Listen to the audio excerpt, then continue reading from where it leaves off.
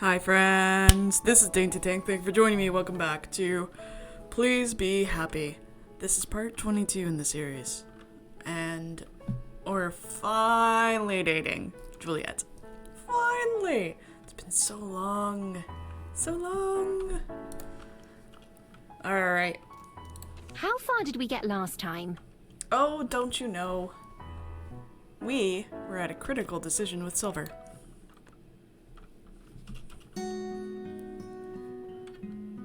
I don't think I want to keep going.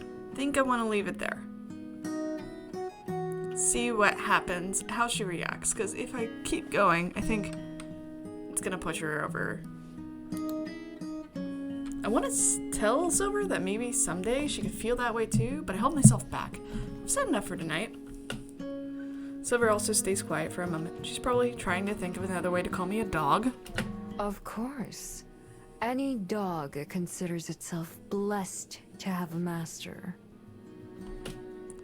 Even then, her words don't have the usual venom. Seems like I gave her something to think about, if nothing else. From the way she fidgets, I can tell we're getting near the point where Silver is going to decide she's had enough and run away. Before she can do that, there's something I have to know. Hey. What? I never asked before. But what's your name? What's your name? She sneers, looking glad to have a reason to be disdainful again. I have no need for one. If I wished to be known by anyone, they wouldn't use a name. Yeah. I used to be like that too. It's how I ended up calling myself Miho. How clever. Which is why I've been calling you Silver in my head. So I'll just keep doing that. Pick something else. Nope. Give me something else. Huh? Her response is immediate. I've been expecting to do as you wish. I don't care what a dog thinks of me, but I didn't expect her to have an opinion on my choice. Even Silver looks a little bit surprised with herself, like she answered without thinking. There we go. She quickly forces back a stoic expression. I mean, we hit a nerve. do as you wish. There we go. If you tell me something else to call you, I will. I don't care what a dog thinks of me. That's literally both of them. You got both expressions. Nose in the air, she turns away from me and transforms, bounding off into the shadows like always. This time, I'll try to follow her. She always has to make a show of how little she cares. It took me until tonight to understand that that means she cares a lot. For as detached and disinterested as she tries to appear, there are still weaknesses in her armor. Once again, I didn't really learn much about myself or my magic from this visit with Silver, but still, I don't think it was a waste of time. Nice. Nice. Oh, hi. At breakfast the next morning, I'm still thinking about Silver and her story, and about how much it has in common with mine. I only half listen as Juliet and Aspen talk about a book they've been reading. Instead, it's nice to just watch them enjoy being around each other. It's so easy to miss that when you're not looking for it.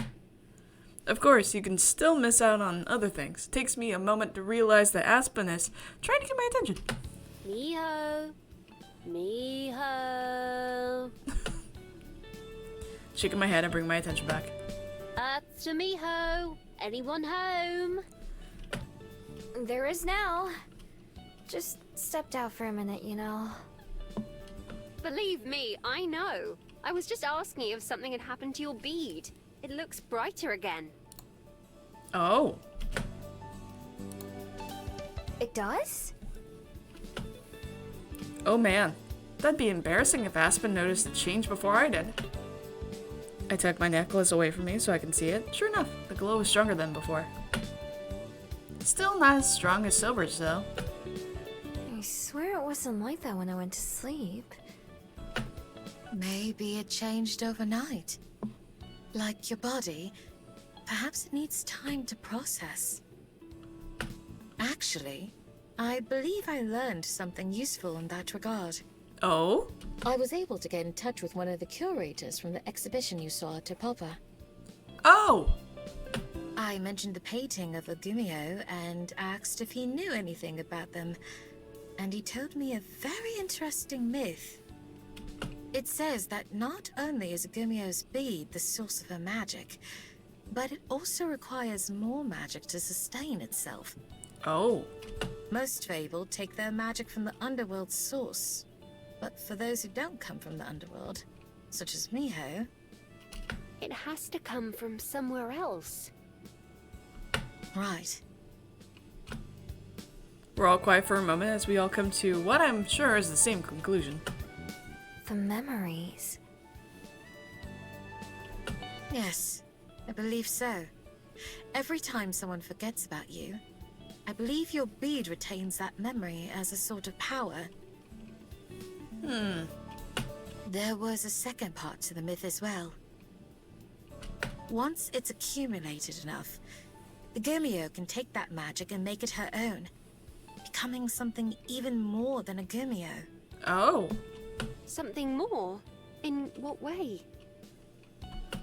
A Chunho. You know what this is? Both of them look at me. Pardon? Chunho. I know the word, but not how I know it. As if Juliet's explanation unlocked a forgotten memory of my own. That's what I'd be. If I swallow the bean when it was ready. Tunnel. A Sky Fox.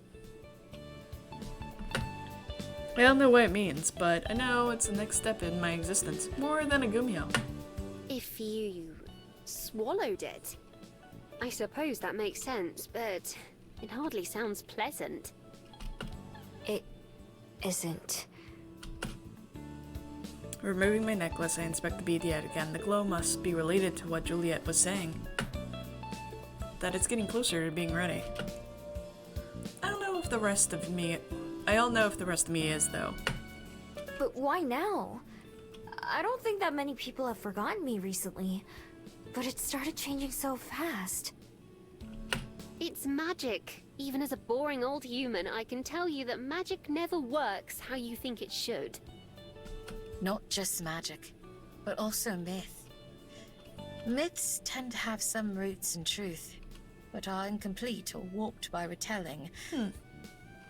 Trust your eyes and your heart, not just what Aspen and I find. Right. Besides, who knows how much farther it has to go? It could keep getting brighter and brighter for a long time. I've seen... I'll see if it looks any different this time next week. I've seen others whose glow is there. I was about to mention Silver, but managed to catch myself. I want to tell Aspen and Juliet about her, but not yet. Not until I know her better myself. Not until I convince her to meet them. And it could even take even longer for Silver to change than for my bead.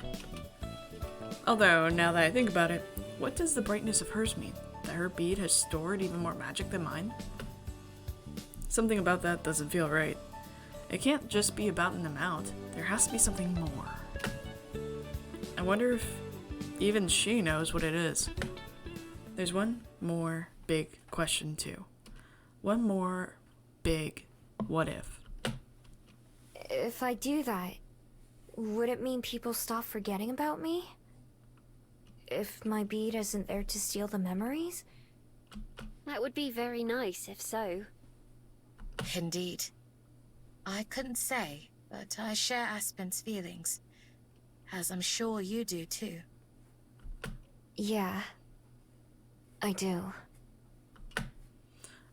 I lock the necklace back around my neck. The more I learn about my powers, the more conflicted I feel.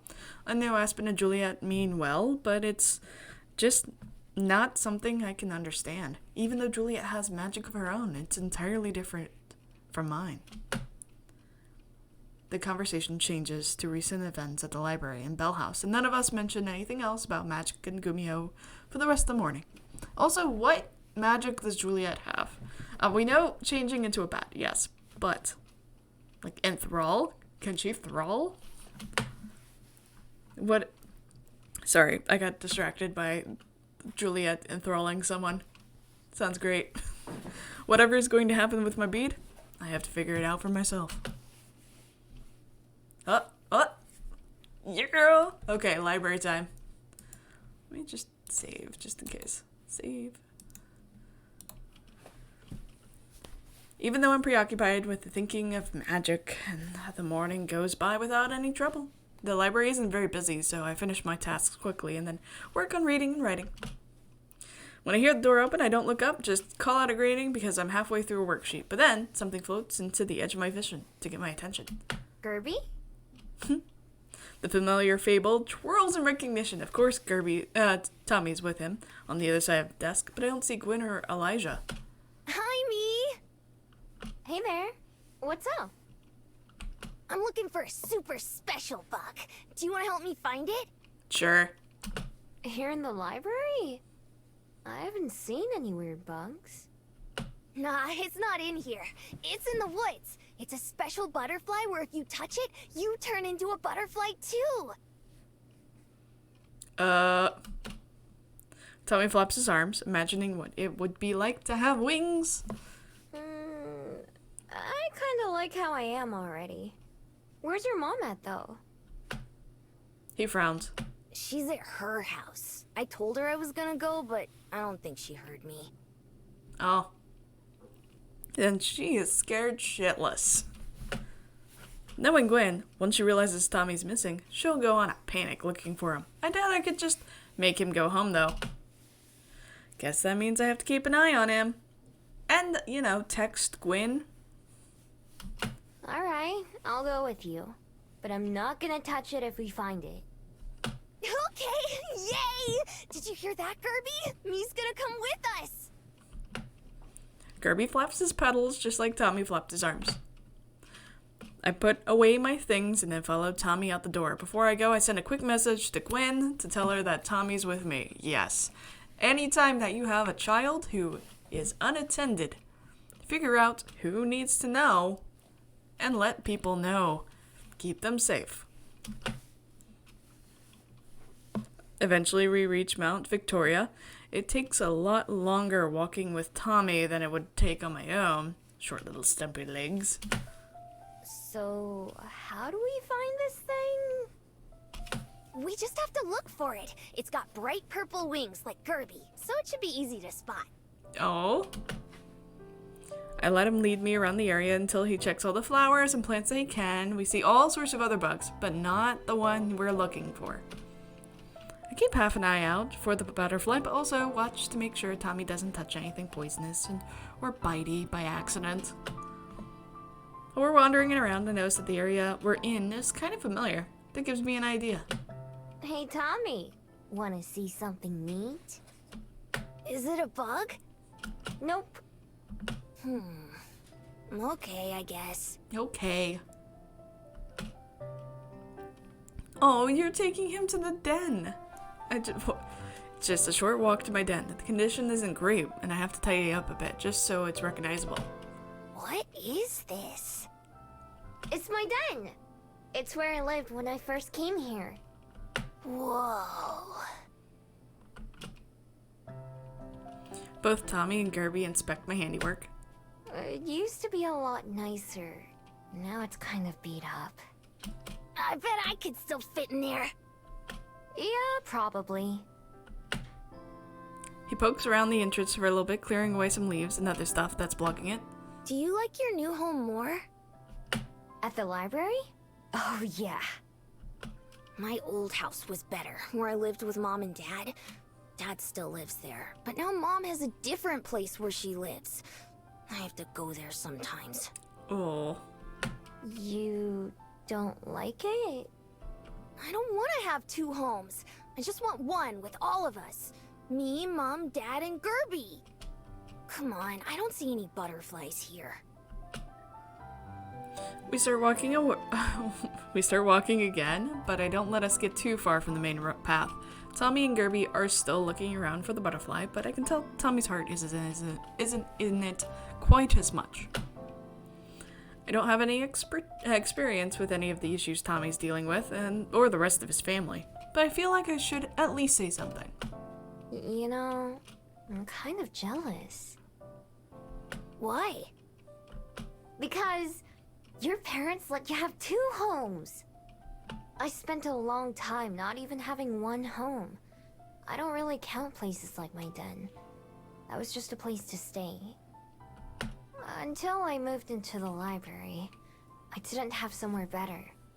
But you get to have 2! What about your parents? I don't have any. Not the same way you do. My parents were just foxes, and I barely remember them, or even, like, think about them that much. Even if they don't live in the same place, they both still love you lots, right? I guess. I'm not sure if anything I'm saying is helpful. I don't even know how to help Tommy, but I am being honest at least. What he has for our family still seems pretty good, even if it's not perfect. That's true. It doesn't have to be perfect, and the nuclear family is all just bullcrap. No. Family is what you make it. Make it yours. In the end, we don't end up finding the magical butterfly. While we're still out looking, my phone rings. Of course, it's Gwen. I tell her where we are, and she promises to be there soon. When she finally meets up with us, she doesn't even scold Tommy for running off. She just gives him a hug and thanks me. As they go off back to her house, I reflect on what I said. Being a human is tougher than I used to think it was. What Tommy and his family are going through isn't something I can relate to. But I get the feeling that Tommy is trying in his own way, just like Gwen and Elijah are. Whatever it takes, I hope they're able to figure things out together. Aw, you work so well with kids. Good job. Idly, I reach up and remove my necklace, letting it dangle from my palm. My bead stands out from the other regular ones on the chain, since it's still glowing ever so slightly. It's a part of me, not something separate that came to me. Came from within me. And while I've never questioned that, never thought about what it might mean, it has to mean something. Would I even exist without it? Probably not. Not like I am now. I would have died as a regular fox many, many years ago. Curling my fingers around the bead, I can feel my heartbeat. It pulses in the bead, too. Close my eyes and try to clear my thoughts of everything except the feeling of my tiny orb in my hand. Focus on that, letting myself feel it the same way I'd feel a pillow against my head, or grass beneath my feet.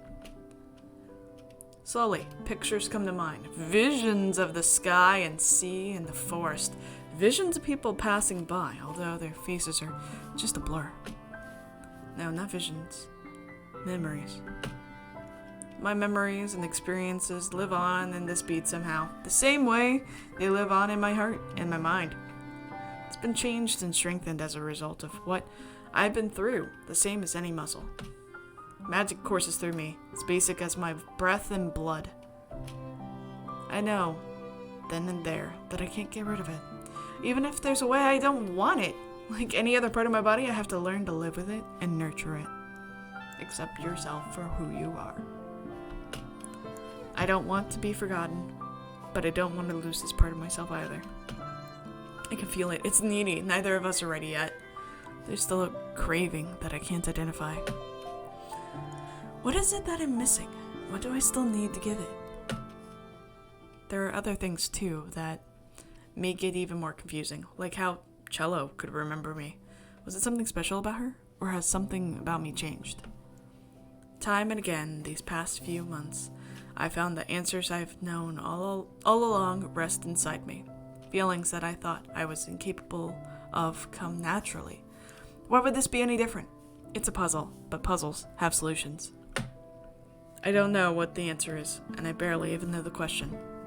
But I feel that something about myself is going to change soon. How and when, I don't know. It's just an instinct. Same as so many other things. Uncurling my fingers, the pulsing of my heart gets less noticeable. opened my eyes to see my bead looking just the same. I'd been half hoping that it would be different already, but it's not that easy. Put my necklace back on and climb into bed, burying myself beneath my blankets. Even under the covers in the dark, the light of the bead shines through faintly, like a nightlight. It's inconvenient if you want darkness. Well, hi, kids. Just like a couple days ago, some of the first patrons to arrive at the library on Friday morning are Cello and her friends. This time it's Pippa, who holds the door for the other two, who enter with their arms full of books. Hey, you guys! Good morning, Ms. Miho. They stopped by for a bit yesterday as well, so all three of them should still remember who I am. All three of them come to my desk where Cello and Armand carefully sit down the stacks they're carrying.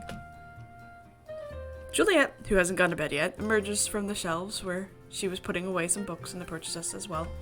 Miss Juliet, we brought back all the stuff that we borrowed. Thank you. I can see you took great care of them. Were you able to complete your project? We did. Pippa and I took lots of notes, and Armand stayed up all night writing a script. We decided to put together a play about the history of Wellington, using the library as the main location. Armand and I will be the actors, and Pippa's going to make the decorations. Oh, that's amazing. I said we should do an art project, but Armand didn't want to. You just didn't want to have to read. The two of them glare at each other, and Cello rolls her eyes at both of them. I feel a little bad for her, even though I know they're all friends when it counts. That sounds like a lot of fun. I'm glad you were able to find something interesting. That giggle. Oh, it was so cute. Yeah, there was so much to read, I almost forgot to sleep. I wish we could stay longer. If we ever come back, could we borrow some more books? Of course. Books are for reading, after all. Armand flaps his wings in excitement like he's already planning a return trip. I miss my own bed. I'm glad we're going home soon. No offense. I miss home as well, but I'll miss it here too. You'll just have to come visit again sometime, like Armand said. I'd like that very much. I'm a little nervous about participating in a play, but maybe it won't be so bad. You got this, Cello. Well, acting's easy. You've just gotta have fun with it. Right. Have you done much acting before, Armand? Just a little bit. I like watching people perform in plays, though. But this is my first time writing one. I enjoy it as well. I've had the good fortune to know several playwrights myself. And now I know one more. Aw, Juliet's so sweet. Armand blushes at the praise. I've never seen a play myself, but I basically know what they are. It's like watching TV in real life. If our teacher records it, maybe we can send it to you and Miss Miho to watch. I'm not so sure about that idea. Aw, why not? You're gonna do great. We can rehearse on the way home to get some extra practice. Sorry, I just had like a sudden itch. How are you going to rehearse when you're sitting on an airship? You won't have a stage or any props. We could still go over the lines. Okay. Let's figure that part out later. Cutting off the argument before it happens, Cello faces Juliet to me again. Unfortunately, we do have to leave because our class is going to the skyport soon. But before we go, I had another question for you, Ms. Miho. Sure. What is it? Well, would it be okay if I wrote you a letter sometime? A letter? About what? Just about life in Amarina. And you can tell me about life here. I thought maybe we could be pen pals. If you don't want to, though, that's alright. Oh, I'd like to. I've never had a pen pal before. I'm not entirely sure what that is either. Neither have I. But I want to hear more about Wellington and how it's still changing today. That sounds like fun. Let's do it. Thank you. I already can't wait. Oh, maybe you could get extra credit too. We'd better not need it after we do this play. We won't. Slowly, the five of us move back outside to the front of the library, and Armand and Juliet chatting about the books he read. Soon it's time for them to head off. Thanks again, Miss Miho and Miss Juliet, for showing us the library and letting us borrow stuff. Not a problem, kids. Yeah, thanks. It was our pleasure, I'm sure. Right, Miho? Radio. Yeah. I hope you guys get a good grade. Me too. It's sad to see that Pippa and Armand will have forgotten me by the end of the day, by the time they get back home. I'm glad that they had a good time though, and it was nice to be able to help out a bit. Even if it was mostly Juliet who helped them. I appreciate it too. I'll be sure to tell you all about how it goes when I send you that letter. Nice. Sounds good. Bye, you guys. Goodbye. All three of them wave as they make their way down the hill, and Juliet and I wave back for as long as we can. Once they're out of sight, we go back inside. I wonder if Cello will be able to remember me long enough to write a letter. I hope so. It was nice of you to agree to be her pen pal. She reminded me a lot of myself. She's new to Amarina too, and still getting used to living there. In that case, I'm sure she'll appreciate having you to give her advice. I don't know if I can be very helpful there. Sometimes, when it comes to young people, just having someone to listen and be interested can be enough. I can do that at least. Juliet's so wise. I know you can. You're always capable of more than you think. I hope you're right. After gathering up the books the kids brought back, Juliet and I kiss each other goodnight, and she goes upstairs while I get ready for my normal day at the library. That's so sweet! At some point I hear the sound of the airship passing overhead and wonder if Cello and the others are on board. Whether or not I do get a letter from her, I'm glad that they all had a good time. I hope Cello can start to feel more at home in Amarino. One of the most valuable lessons that I've learned from living at the library is that it's important to feel like you belong somewhere. Aww.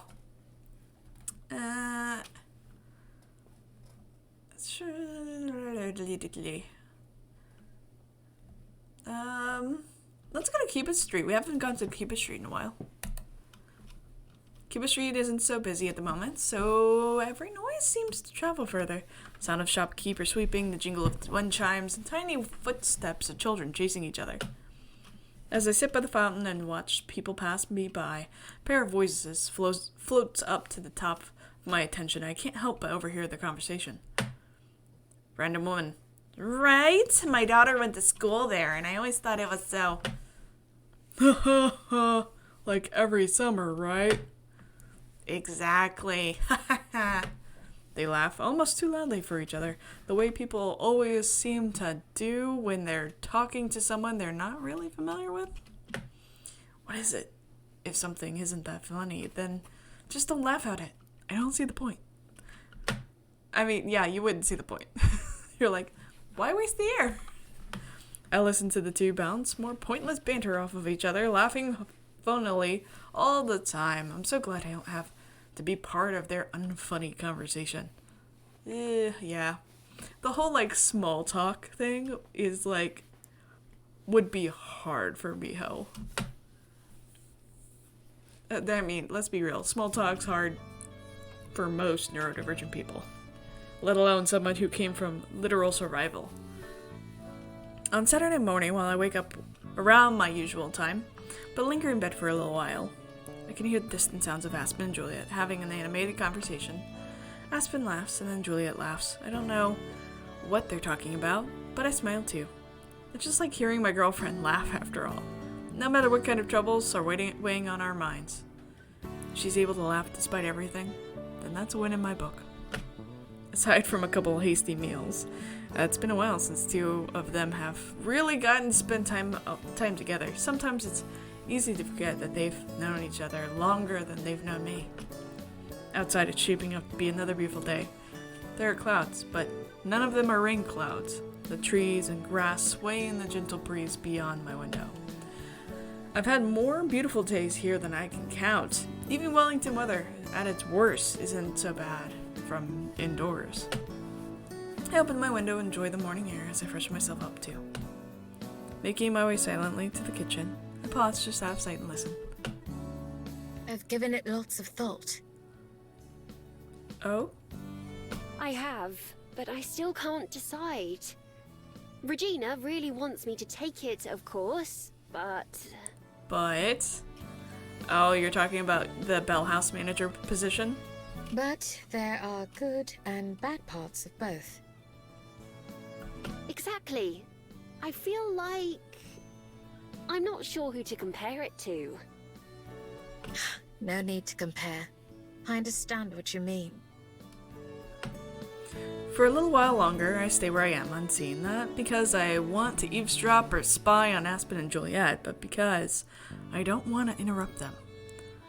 I just want to let them talk. Maybe I'll do just that. Hearing Aspen express some of her worries and hearing Juliet offer words of encouragement reminds me of some of my earliest days here. Both of them changing their lives around to include me, which is something I've always been grateful for. I'll always be. Still, I should give them a chance to spend some time with just each other. Not because I feel unwelcome, but because that hasn't really happened since I arrived. Eventually, there's a moment of silence, followed by the sound of a cup being set down on a table. I choose this time to make my entrance. Ah, there you are. Good morning, Miho. Good morning! I go into the kitchen and grab a piece of toast and an apple, but I don't sit down. Sleep well. Sure did. Now that I'm up, though, I think I'm gonna go for a walk. This early? Well, it was quite nice on my way up here. Yeah, I used to go for morning walks all the time, but it's been a while. You couldn't have picked a better day, it seems.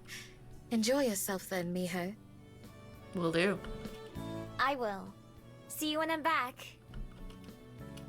For good measure, I wrap a couple more slices of toast in a paper towel and put them in one of my deep pockets, along with another apple and some packs of jam.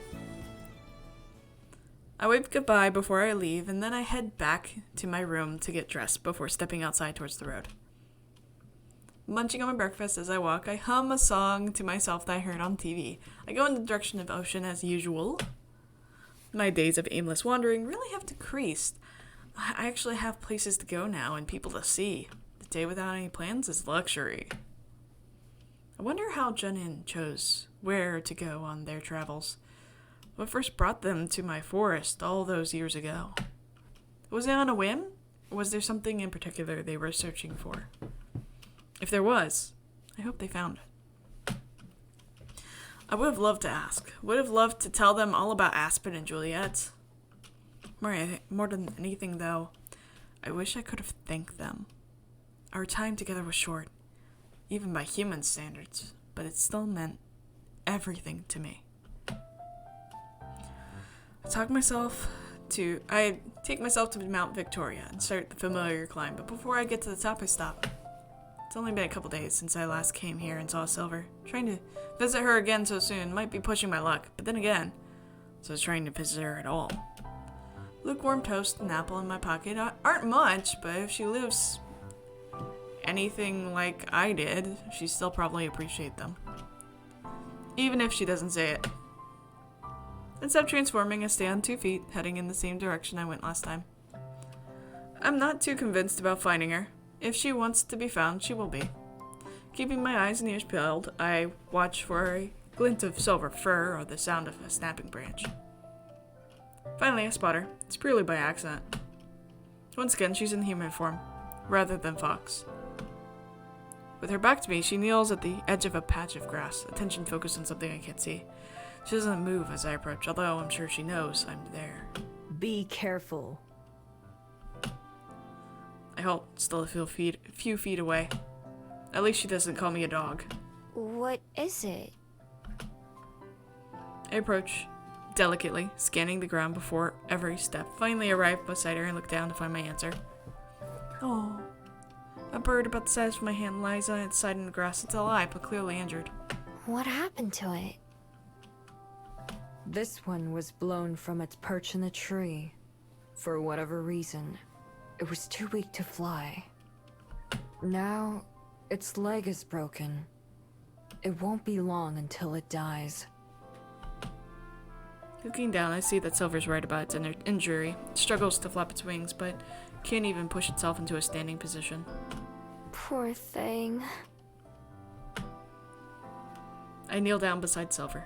You were trying to help it, right? She scoffs.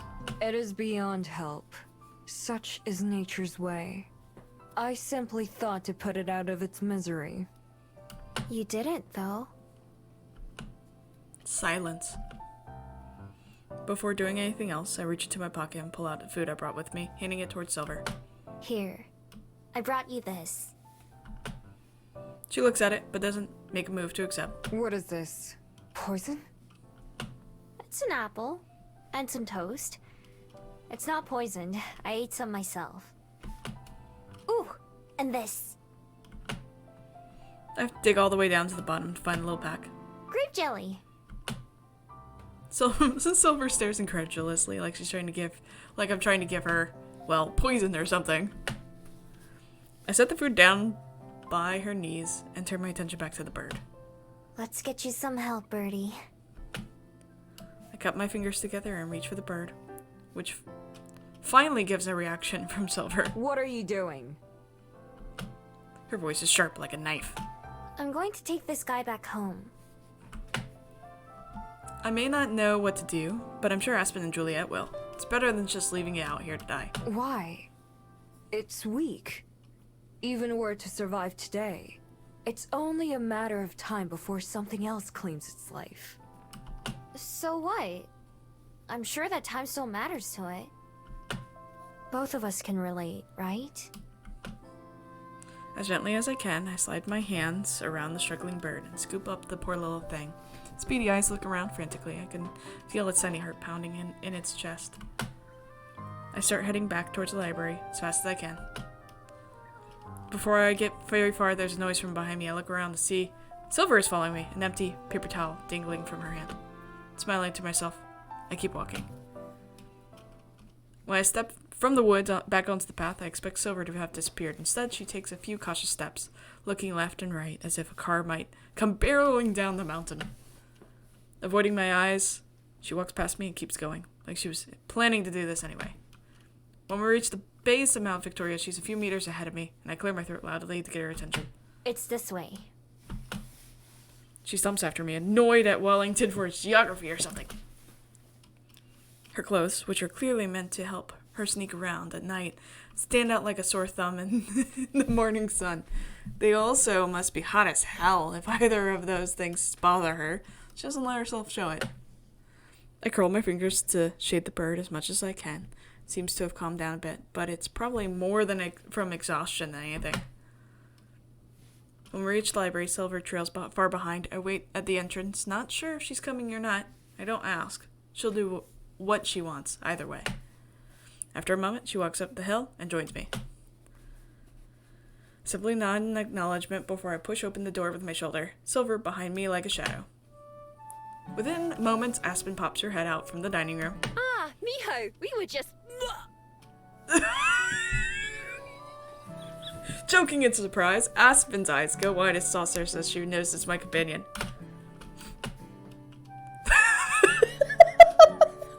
Oh dear, oh dear, oh dear. Aspen goes off. She disappears from sight, and I can only imagine what she's saying to Juliet right now. Behind me, Silver looks around in curious awe, although she stops when she notices me watching, jerk my head towards the dining room and head in.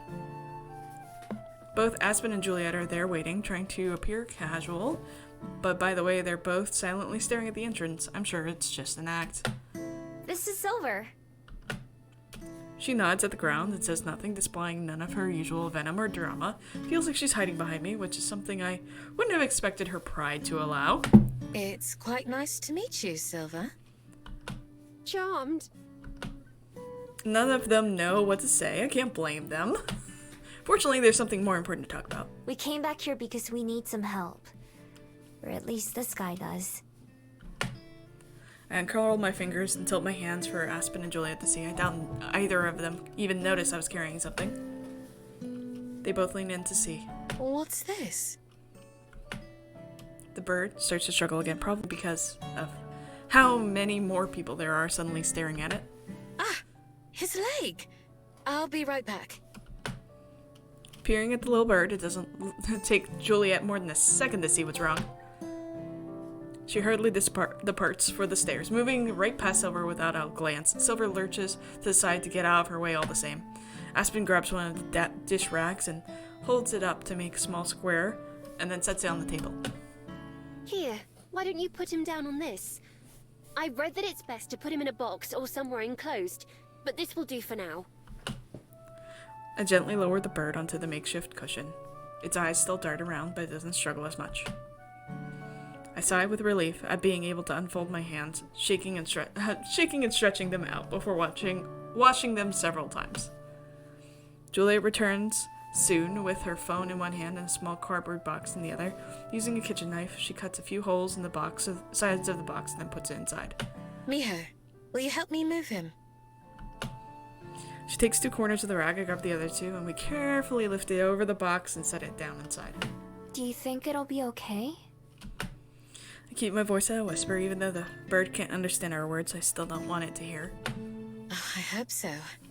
If not for you, it certainly wouldn't have a chance. I've contacted someone who will be able to provide better assistance than we can. She should be here shortly. Nice. Is it a vet?